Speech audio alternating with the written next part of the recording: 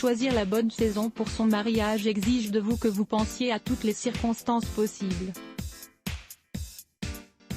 Il vaut mieux éviter de choisir une date au hasard ou bien simplement par caprice, il faut analyser le contexte. Selon la date choisie, les préparatifs et l'organisation ne seront pas les mêmes, ainsi il faut bien réfléchir avant de prendre cette décision. Si vous n'êtes pas dans l'urgence de vous marier, nous vous conseillons de choisir une date ultérieure à 6 mois. Ainsi, vous vous assurerez de disposer du temps nécessaire pour tout organiser, car chaque détail, même s'il paraît anodin, aura des répercussions sur le résultat final.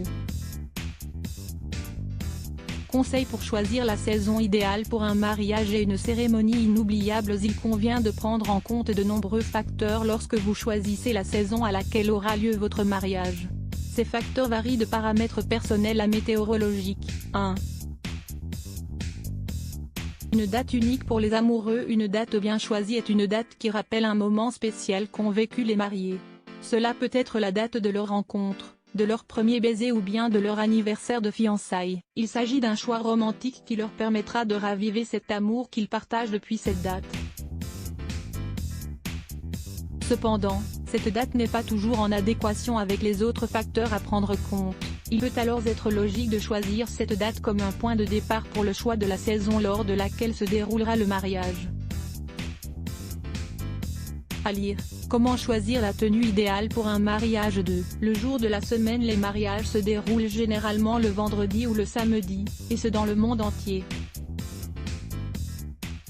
Cependant, dans certains pays, il est coutume de croire que se marier un samedi porte malheur. De manière générale, les festivités ont lieu en fin de semaine afin de s'assurer qu'elles attireront le plus d'invités possible.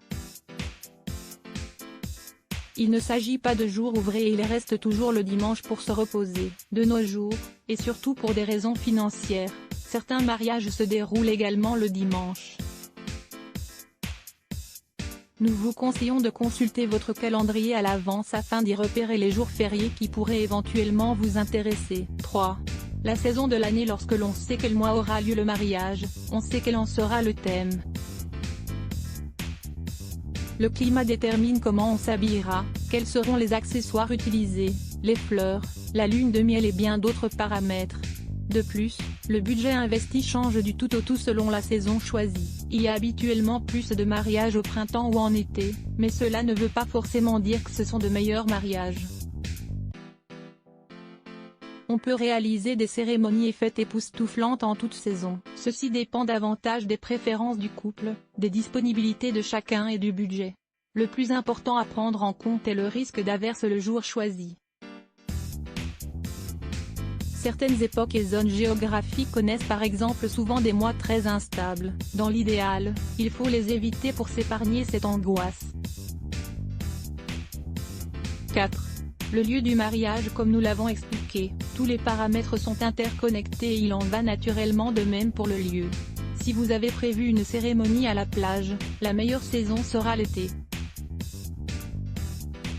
Si en revanche vous désirez faire une cérémonie à thème, dans une salle donnant sur des collines enneigées, la saison à choisir sera l'hiver. Le contexte et l'atmosphère désirée sont déterminants au moment de choisir une date. Nos conseils: que dois-je faire si je pense que mon mariage est terminé? 5. Les croyances personnelles. Certains mariés sont très superstitieux et préfèrent se fier à leurs croyances lorsqu'ils choisissent le jour de leur mariage. C'est ainsi que beaucoup évitent de se marier un vendredi 13, car ils considèrent que cette date porte malheur. Les mois ne sont pas en reste. On considère par exemple juin et janvier comme des symboles de bonne fortune et de bonheur. De la même façon, certains préfèrent choisir un vendredi ou dimanche, jour qui les rassure par rapport à leur engagement. 6. Le cycle féminin. Il est normal pour la mariée de vouloir profiter complètement de son mariage et de sa lune de miel sans que rien ne vienne interférer. Dès lors, étudier la date à laquelle le cycle féminin commencera est d'une grande aide afin d'éviter toute déconvenue. Bien qu'il existe de nos jours de nombreuses méthodes pour l'hygiène féminine pendant ces jours, il est préférable tout de même de se sentir libre le jour de son mariage. Il s'agit d'un détail rarement pris en compte, mais qui est primordial pour assurer la tranquillité des femmes. Conclusion: la meilleure saison pour un mariage est celle que vous choisirez à deux et qui vous permettra de passer le meilleur moment possible avec vos invités. Il est possible qu'un pont ou un climat clément permette une fête plus agréable. Cependant, il convient de se souvenir qu'il ne nous est pas possible de contrôler la nature. Du moment que vous disposez du temps nécessaire pour organiser votre mariage, n'importe quelle époque de l'année est bonne pour célébrer l'amour. À chaque saison son lot de bonnes idées, décorations, habits et salles de réception. Let's block ADS. Why?